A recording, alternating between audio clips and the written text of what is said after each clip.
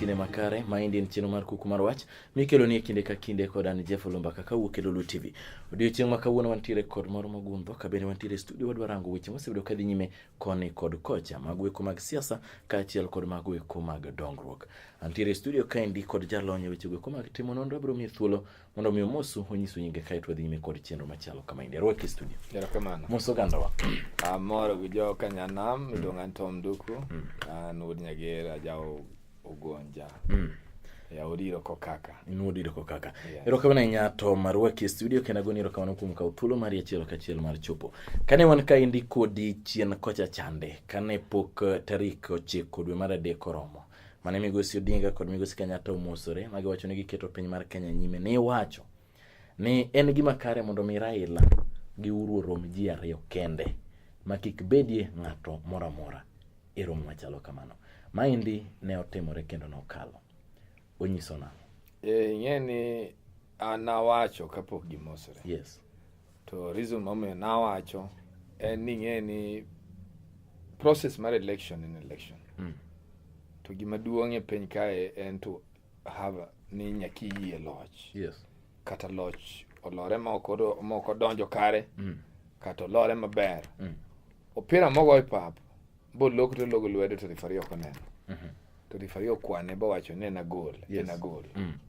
Koro katigo koko to en gol. Ma the only thing minyalo tim en ni inyalo tere for further inyalo tere mondo timne nonro matut. Yes. Mondo ng'e adier gini notimore nang'o. To konwang' ni bende en gimo matin mok nyal losi. Yes. To iwega weya gicha dhi nyime. So ok ne wanyal keto piny mwaketho. Kama waparo ni ngima mar jopiny. Waketo ngima mar kura. Kura ni gisane gisama piny nyaka gerre. Mae momiyo nawacho ni mondo jogi omosre jotelo ariyo gi omosre kigen. Yes. Mondo giwuo. Mondo giwach kaka gidwaro. Nikech ok onyiso ng'ato koyombo kawuono in kiny kan yombo. Erokamano. To mo winje wacho ni dwaro mondo me jotelo gi kiwuo kendo mosre mondo giwinjre. To nyiso ni to mosni eri ang'o ma nitiere e tok mosni eri. En mos mar kamano koso nitiere weche ma waparo ni nyalo betie kod mosni eri. Ing'eyo gima rach go joluo ma adwa na nyisi Jeff. No joluo kamora mora ma Raila dhi to gin gineno ni Raila nyaka bed president. I think mane na very wrong notion. Gina ne nyaka bed president. Mane na very wrong notion. Gima nyaka ji wach niya ne sama Raila dhi kanyo let Raila odhi mondo romgo president. Mondo rang kaka ngima wa kiny biro bet. Kendo kaka ngima mar jo Kenya kiny biro bet. Nikech kaka ng'ama notelo no party. En bende ne en go paro mare kaka nodwa ni Kenya obedi. Yes. To ngeche ni gire ni okolosore bo bedo e kir. But en jatelo ma ji oluoro. Ka ng'acho yawo ni chunye. Yes. Ginyalo riwo pachgi mondo giter Kenya kama owinjore. And gimoro mabe jo Kenya poko omachuago. En waneno mana ni ng'ato nyaka bed gimodwaro cha eka Kenya dhi nyime. Kineno pinje mosodongo kaka America gini. Nitie great leaders kata kirango ng'ato ka Bob Dole. Gin joma neno chung presidents and they did not get it. Yeah. John McCain. Ne gin joma Republican nominated ne ogibedo president. But okonyiso ni gini magisobedo ka giran all along. Yeah. The other time nyoro nyineno ka nyowan ga Trump was a new man mane nyoji kong'eyo. Yeah. But because American system moro they believe gimiluongo na ideology. Yani paro maber ma in-go. Yeah. When Clinton was then candidate maber malich. But America failed no. Pinywa is under threat. To your Democrats gin joma rational. And America failed ni kama gisocho picha. Ngato piny moro konego tag piny moro kapod gintie. That's why Trump is on power. Tingen want wago kura without value of content. Waningen kata economy rach tiga gaya ni jadalau. Mae momiyo yiego wede nyoro. Nyo wacho ni nitie yiero moro mane piny luo kae. Ma inyalo ne yieri kigo tibi matek kata go tialala matek. Ok yieri kalore gi gik midwa timo ne jopiny kata paro maler. Mano ok yieri. Ini yieri nikech inyago tibi matek. Kalore gi circumstances ma siche go. No magi joma konyo jakom lweny. Lweny ne magi konyo go jakom pile pile to jakombe ok chop bo wen lweny gine magi wen ga to gino gono be hagi so wen kada gima giduogo back home inyalo kwan onge and you can see gimo ma ng'ato go koko ni sirkal mamale manyaka konyo no is totally nothing iwinja sirkal ma piny ka is enough mondo ol konywa nikech let me tell you like last time ne wan about 20 billion manodonji each and every county in Nyanza kae billion pierareo en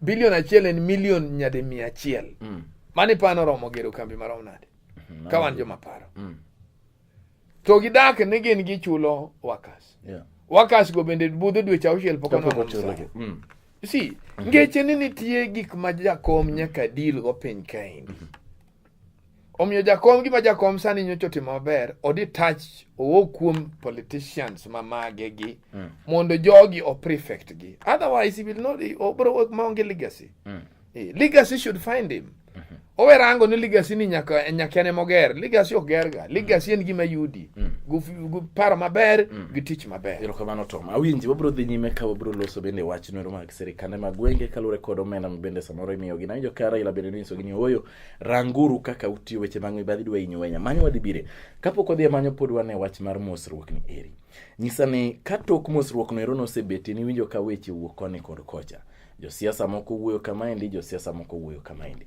oganda paro ni nitiere wach mar yiero mar 2020 tuka iparo nade Jeff gimadwa na wachni handshake mar jakom okonego bed mixed up gi any politician kech giwo ne gionge burano ng'ama be no Raila no dhi rom go uronge tango mi moko pingo moko iwinjo pingo to mago childish iwinja awinji kech gin gi pingo to gindo gin MPs moko gin senators they should work for them moko be nitiere nasa kanyo no wacho ni ne Raila dhi ka ok ging'eyo ting'eyo moko kande ing'en gima ji nyaka ng'e ni nyocha nitie nasa ok nena progression mar party nasa nena progression for an electioneering process to ka election o fail Raila no joge manyako fulfill ni goals mage gin bende nje giwuoyo ne gidwaro riwre than adek ng'ama so question ng'ama so tamo gi riwre onge you understand koro ginyalo wacho ni nitie gimoro ma Raila geng'o negi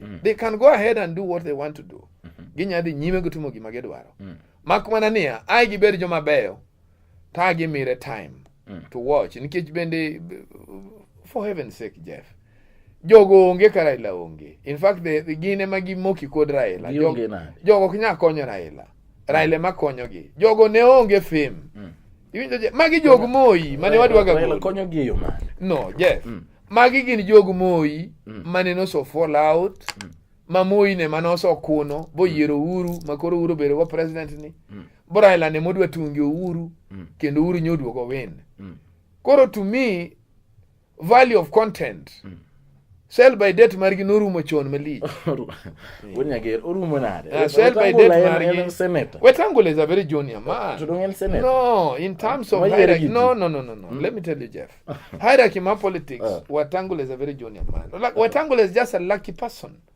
nade Wetangula in 1992 Moino nominated kama yuso nominated Moyo nominated twice mabende noonge gwa malo then kaneno wa malwa giriwore ma nak biro bedo achiel he stood and he won an elections bo bedo minister iwinja mano biro because he was pro Kibaki, he was not even pro Malwa then kawa Malwa the Kalafor Kenya mu lead no he doesn't know how it was started kiwacha dier manya sae ene ng'ama donjo kanya mawendo he doesn't know no onge gini magi jo manyien monwa ka chances obedo created to koro gibiro ka gi create their own forums that is not a basis for you to come and argue moko onge to yiene gi mondo gibe gidonji yes but ko yiene mondo donji you can now not talk because ikia gi momiyo ji no chako this journey kuri beda ukiwuo no kada kiwuoyo to nyakinge kama limit marintie yes Jeff ingen problem mar Kenya mosomi waso enyere sana one end be jakom no bende mistakes nike jakom bende he has ran bo o create jomane ko nego create mamiega problem gi To joma nowego manonego ringo mos. Manonego gibuild go the concept. Some of them he left them. Iwinja. Koro bende konchielo bende mistakes. Mamano ji nyaka wachne. And if he has now reconciled to think well with the community, Yes. me, I would really support it. Because community, ngani ji rachen en ji koneno Raila ka kitimo gimoro gin giwen Raila wuon joluo. Raila now has grown. For Kenya Jaramogi Noweyo ka we had only 31 seats. Mabende kama ne wantie ne partly Bukusu and major in Luo Nyanza. Though ne one MPs all over the country. But some of the MPs were not donjo because they were popular by themselves. Ngado kam wete not donjo Pinky Kuyu because he was popular by himself. Ngado create not donjo Meru because he was popular by himself. Ngado kaka Fara not donjo because he was popular by himself. Mage momyo ni winjo kiwacho ne one national party apart from Kanu which won the election. But kirango sani jakom, if you go to Mombasa, one go kombe mane kwa yudiga. Like right now, kombe my indigenous constituency machon, kaka Likoni, Changamwe, mago kombe mane wongago. Jakoma has reached in those places. Koro Jakoma has become more of a national politician. Mama just says I'm Julu. Okogo siasa majuluo. Ena juluo nyalo benefit because macha wodi gi man kacha. Iwinja. Macha wodi gi man kacha. But okunu ora ila go siasa majuluo. Koro gi maracha go jowa gi gin neno ne big nikijiluo gin core principles. To gi understand gin core principles na. Ngenya bedo core principle moluongi. To kongi so nini merit. Koro nasa nitie kusongi. NASA wacho ni mind in information manolosi for 2017 election. NASA is there because Raila has not spoken that he has left his vision. He may want to run again, he may not want to run again. No, but is the architect of that thing. Gigi duto no kill for unity mondo Raila onwang a win-win position. That's why NASA was there. Okay, no for no metangulo be anything. Don't negin equal principles. No. Who has cheated you? Okay, you have to Tom. Kato bro do get all over the other you make the children. Ma wuok e Lolwe TV waranga chiel ka chiel weche masebedo katimore koni kod kocha mondo mi winji ni to piny ochimo kuma chalo nade. Wabro duogo e thuolo machi.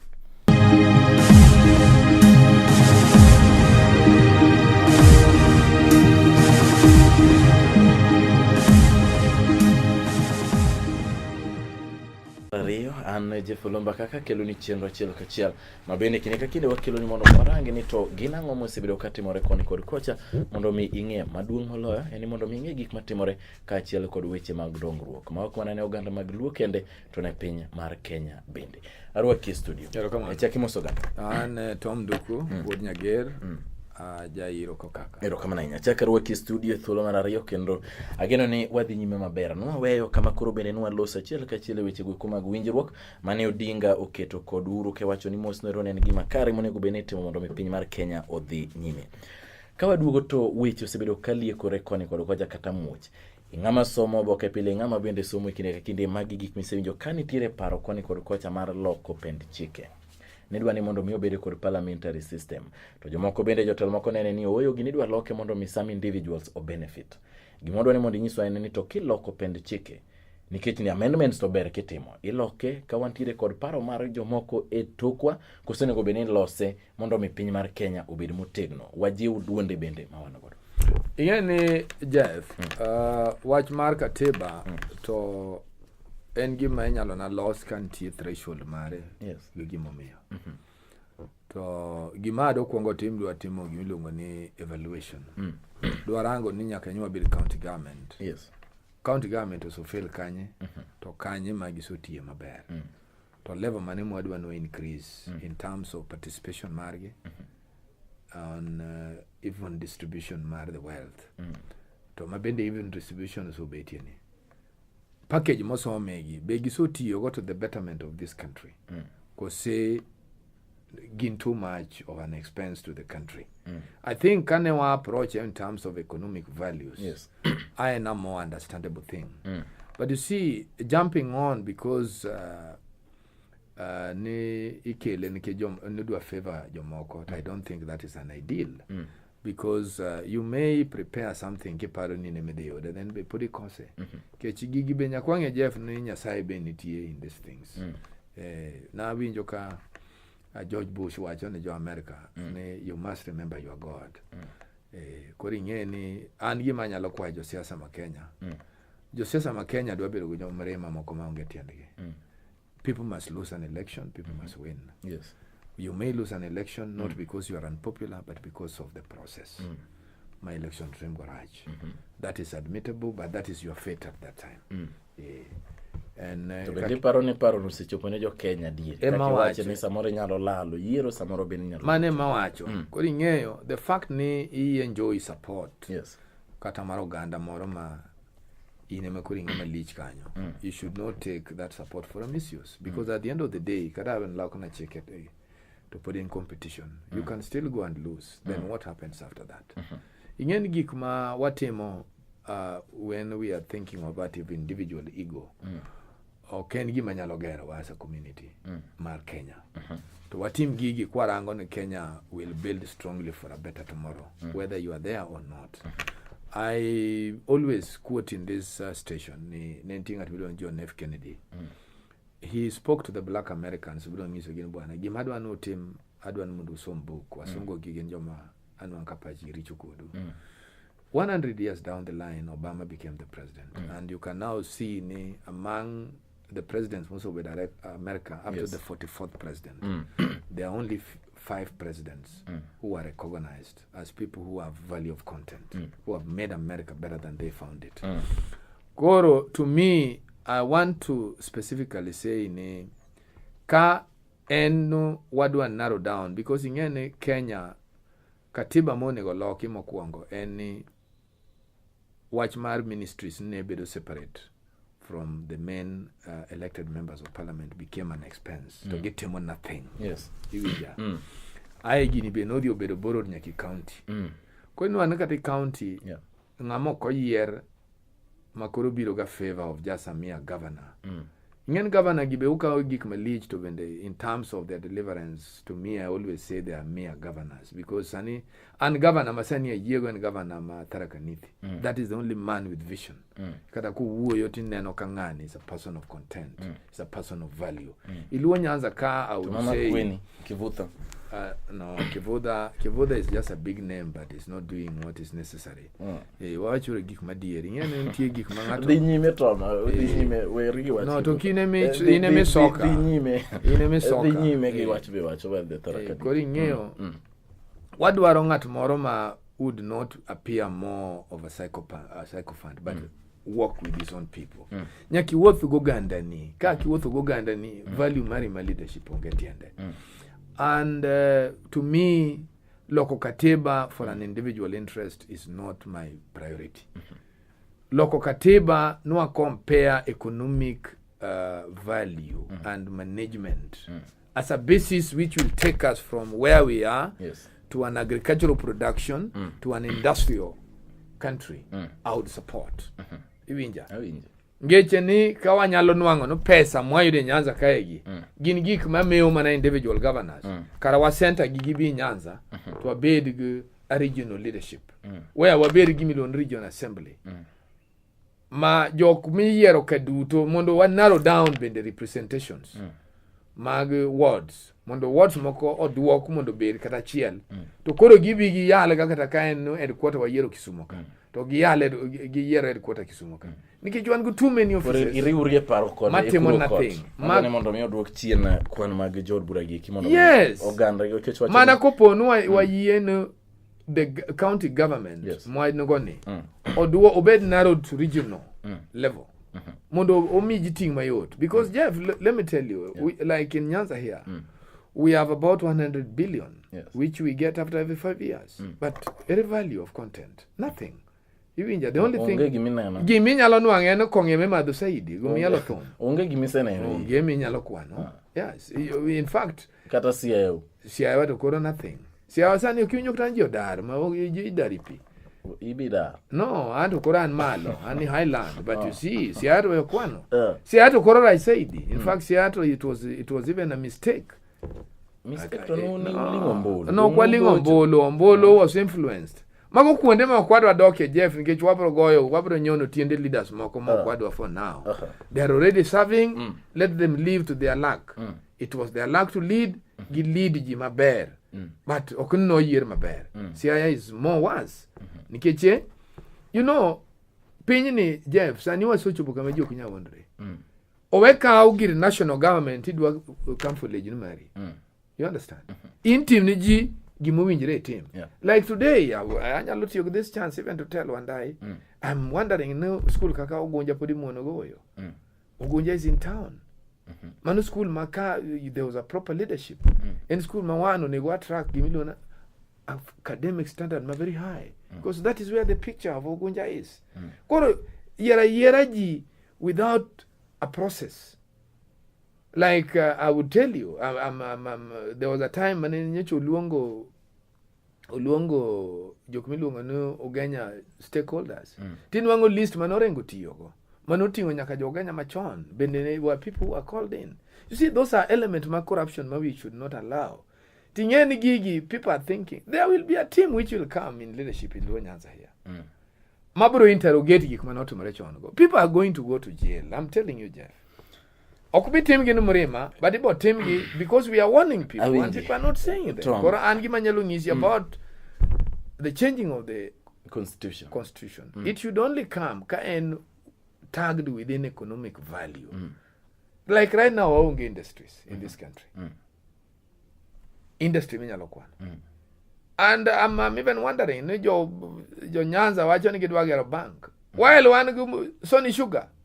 Man production, man produce industrial sugar in this country. Industrial sugar, Jeff, man lost operamente.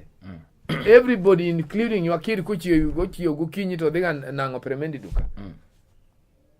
And the farmers are there. Amasindo nyeo that miwani sugar.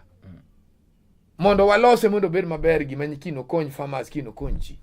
Koro inu anka kambe wa indi sanie madiyoji magidiyo nyaka machine inyanu anka kidhi ni weni ni gitana boro to gidwoki obedo tana biro, but you have no alternative. Kama di usie niangi koro hii niangi no nyaki mia joga ta throw a price.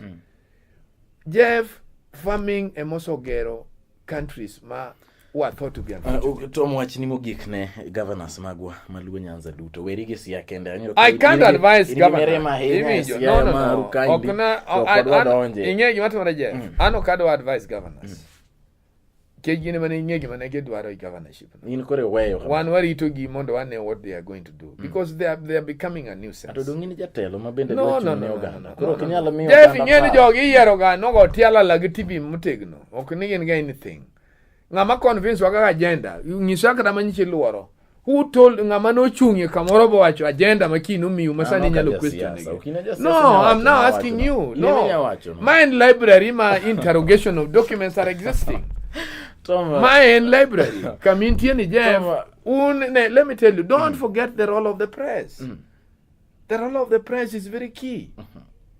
Ni sasa nini wa agendas joma ni cover gi angeni cover witi ni cover ngane anyang ni sanga mano chung bo acha na after 2 years come back and ask me ni can be you what no one is scorecard mar after 100 days there is scorecard no Tom ni sani to kuro watch bar handshake ni river bigo sirela bolo ni akono ngozika Jeff nyemi ine loka oditero penye mar kanya kanye idongi dakika chiel kene to no kiweka kele studio cheka wekele studio hani cheka idongi dakika chiel na so ayo kukele studio katumia 1 hour idongi dakika chiel kende ni sani to ine loka penye mar kenya kecha diri ywak mane oganda obedo godo ni en ni tok yiero gimane sewacho ni oganda okwenyo ni samoro mora ka jodhi competition moro to wan gi jaloch wan gi ngama olo ni neno ka tension odwa beto ma weche mag wala no dok chien investors bende noduor keto mwandu sani paro nade situation aneno ka koro lokore wach ni mogiko Jeff, the only thing manyalo wacho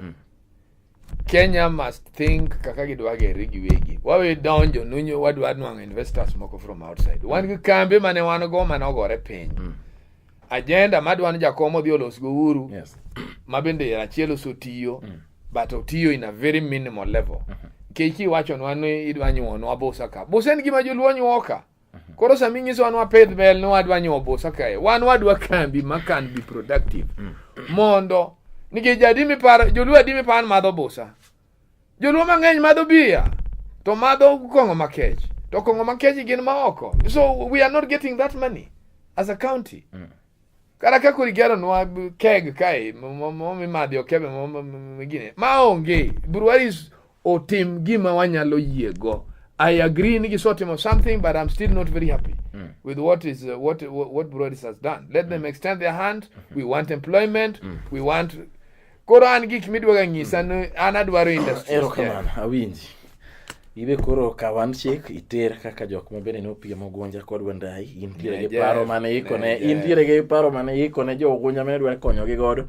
Iwacho ni nitiere jaloch, nitiere ng'ama nolo. Kaw paro gi duto iter handshake ne opi Wandai nyise ni oyo baba ne wapiem to ni yo nikech koro ine miyudo lemo kaw achiel ariyo adek mana paro loso gieki mondo ine kaka inyalo tiyo mondo jo ogunja odhi nyime maber. Jeff, only men of big heart can do that. Only men of big heart can do that. In yonge big heart. No, I may have, but the person may not have it. Only men of big heart can do that. Agoni erokamano kuom chopo. Nagochako warar kendo kawuok e Oloo TV ma en Kuku mar Wach. Kane antiere kod Tom W. Nduku ma bende en jatim nonro ma ong'ith. Oritu masani.